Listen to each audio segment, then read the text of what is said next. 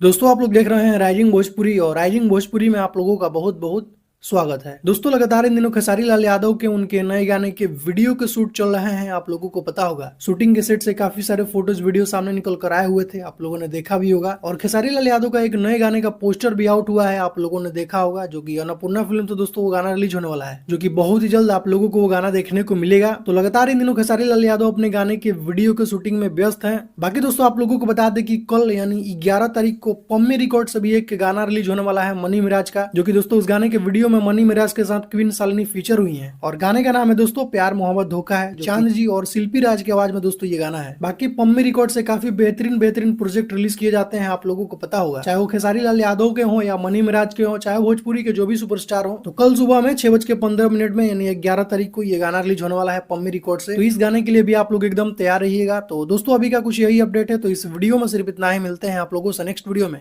Thank you so much इस video को देखने के लिए।